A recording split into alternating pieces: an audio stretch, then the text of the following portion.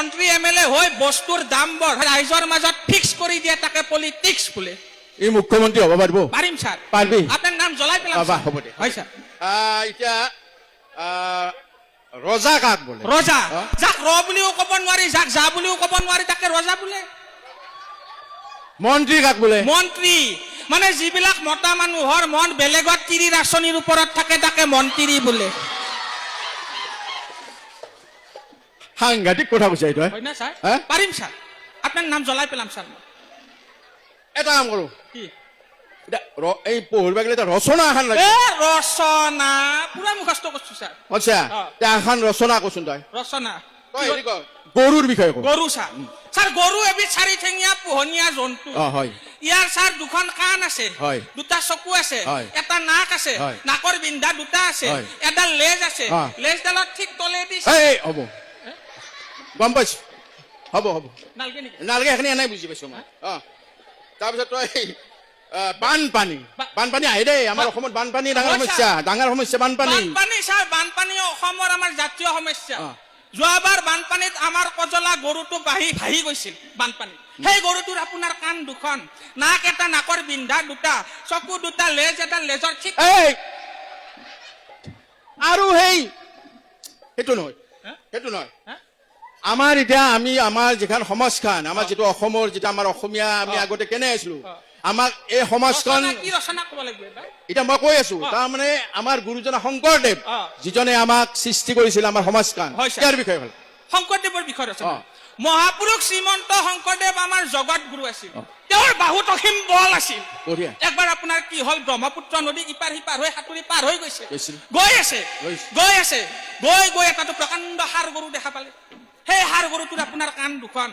নাক এটা নাকৰ বিন্ধা দুটা চকু দুটা সেই গৰুটোৰ লেজ এটা লেজৰ ঠিক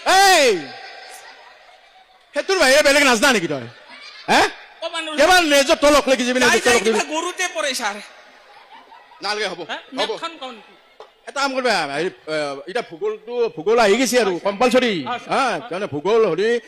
ভূগোলত আমাক কি লাগিব প্ৰথম মেপখন লাগে অসমৰ মেপখন জানা না তই অসমৰ মেপ মই গোটেই ভাৰতবৰ্ষৰ মেপই আপোনাক কৈ দিবা পাৰো কিছু কিছু জাগাৰ নাম কচোন হয় নেকি এফালে আহক ছাৰ মই কিয় যাব লাগে নহয় এতিয়া মেপ নাই না লগত আপোনাক মই কেনেকৈ দেখাই দিম প্ৰেক্টিকেল কৰি মই দেখাই দিম মোৰ গাত হয় ছাৰ এফালে আহক ছাৰ এইখন কাজিৰঙা